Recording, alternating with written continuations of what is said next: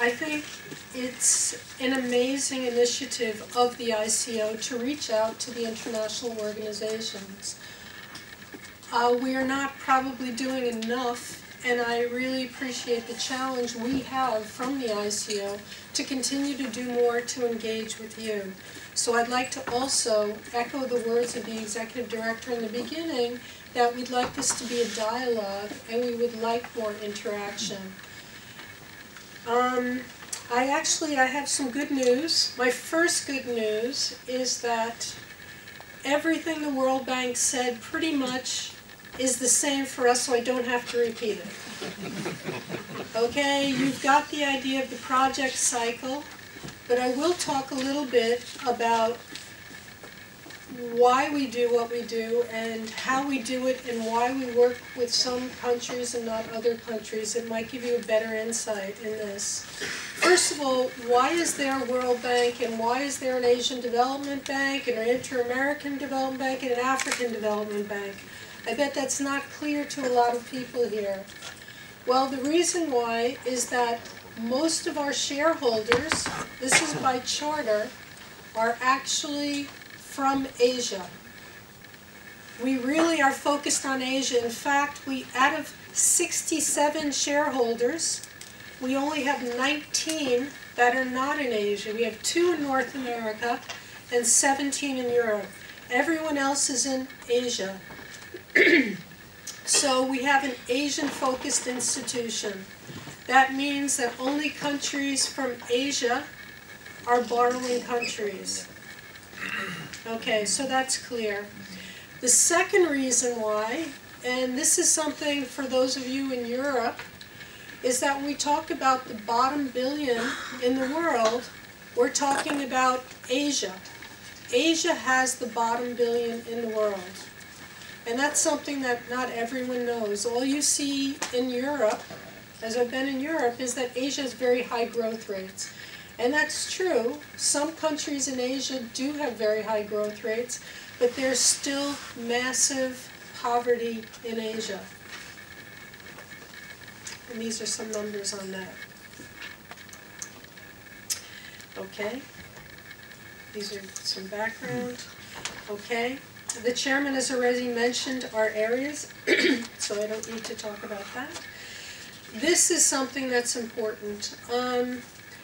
These are the ways that we interact with different countries. These are what we'll talk about, our tools, that we can give advice similar to what the World Bank does, loans, technical assistance.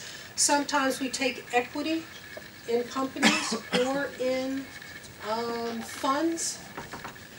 Basically, those were main areas of interest for most of you.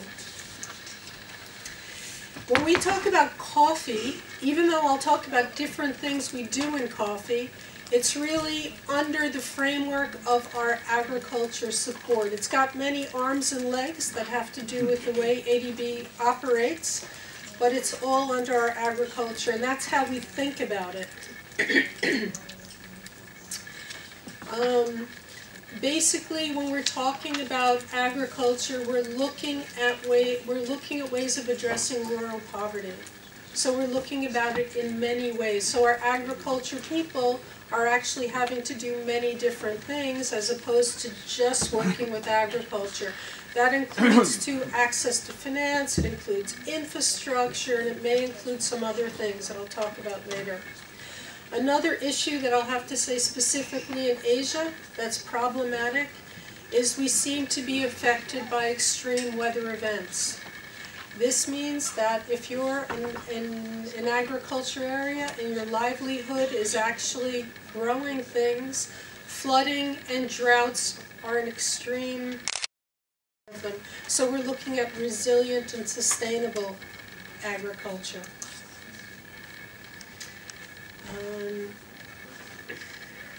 Food security, I think this is probably sustainable, self-explanatory. Livelihoods for farmers is probably the one that we'll talk about.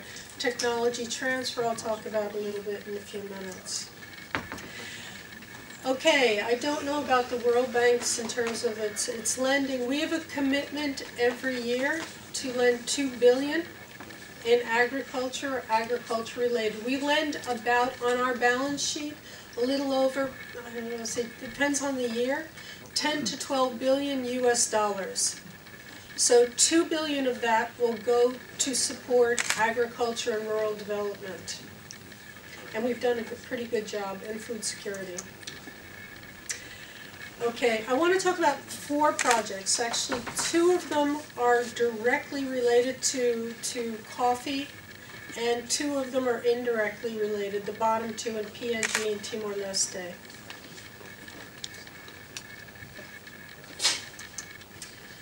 Now the first project,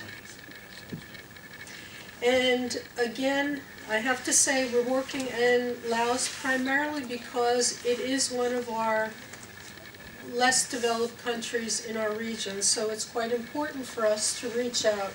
This first project is on organic coffee chains, and it's in a region in southern Laos that's almost parallel to where you see Vietnam producing its coffee. So it's got Cambodia, Vietnam, and southern Laos. This is the only project so far, and I was thinking IFAD would be here, and maybe they would talk about it first, so I didn't prepare as many slides on it.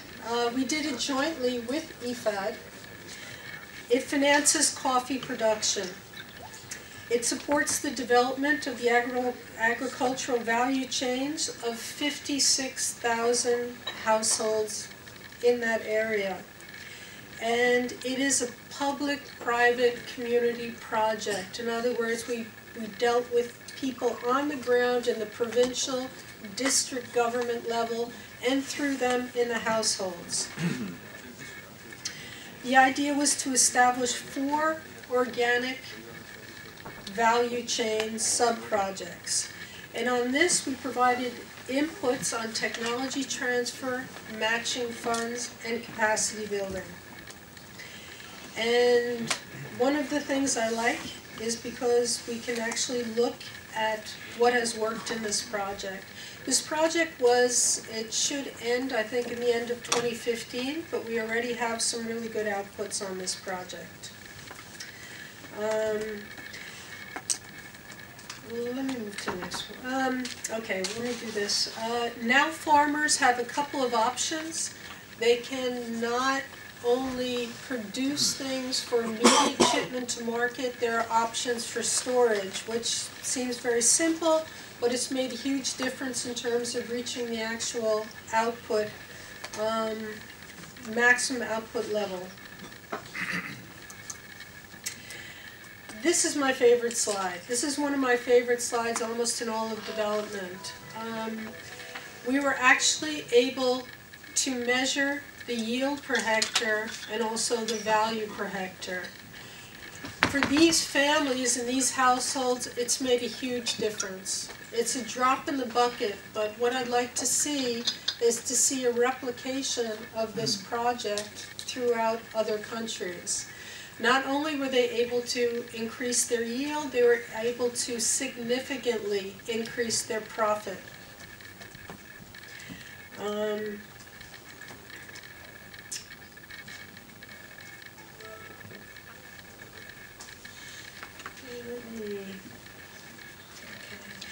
I've noted at the bottom, if you want to look it up online, it's a small amount of money. It was grant money, and like I said, I had thought IFAD would come here earlier, so I didn't add that much on that one. That project was a micro project. This project was more of a, I'll think of it as a bird's eye view of how we can help coffee producers not on the ground. Something simple. When I started looking at this project, I said, okay, paperless trading, really, how much does it matter? How much will it matter in terms of how much gets exported? The idea was, how do we work with Laos to improve their exports to the European Union? So on this part, we wanted to work with them on improving the documentation. Now, again, seems like it should be simple and it shouldn't be that complicated, but even mapping the process out for what you all have to go through to export coffee is quite an ordeal. There are new requirements for the EU, at least during this project period, that made it even more complex. One of the problems was that now in the EU, unless you had certain documentation, they would even not allow you to unload your coffee. So that resulted in a lot of extra costs, and even some having to take their, producers having to take their coffee back because they didn't have significant documentation. The next was actually getting the software, and on this I have to say we worked with Microsoft to actually standardize the documentation of this process and train people on how to do this. So that now, instead of going each time or sending your documents by courier, you actually just unloaded it, you uploaded it online. If it wasn't complete, they sent it back to you and said, we need this information. So instead of going to the government office each time or sending your documents, you actually could just upload it. And finally, the execution. This project was a pilot project. We did it on a trial basis, and we actually have evaluated the results of it. It was very quick, just done in 1 year. And this is almost my second favorite slide. But basically, we looked at how long it took and how much money they saved per shipment. And instead of sending a courier with documentation, they update data, they upload data. Customs no longer needed, the documentation was all online. Trip to the border, not needed, documentation all online. And I say this, the conservative estimate is 4 days and an estimated 200 courier costs. But even in the paper, and I put the bottom, if you just Google paper free trade, you will get the evaluation of this. We know that it often takes multiple visits to government offices to get the kind of documentation you need. So this is just assuming one visit and it worked. So this is a conservative estimate of what you can save. But certainly the aggravation and the opportunity cost is much bigger. Okay, the final two projects that I'd like to talk about are in two really good regions. It's Papua New Guinea. I've had the coffee from Papua New Guinea, and one of their biggest challenges is getting it from the rural, hilly areas to a market. And they're not alone in this, but in Papua New Guinea, I have to say it's significant, more significant than many other countries. Timor-Leste, it's also the same kind of issues. I would argue not as challenging, but there are significant infrastructure issues. So we've actually worked on road development in both of these coffee growing areas to facilitate shipments to market. These are both ongoing projects that, you know, it's construction, it's going to take a long time. It's not a paperless issue. Okay, and that's all I have. Thank you.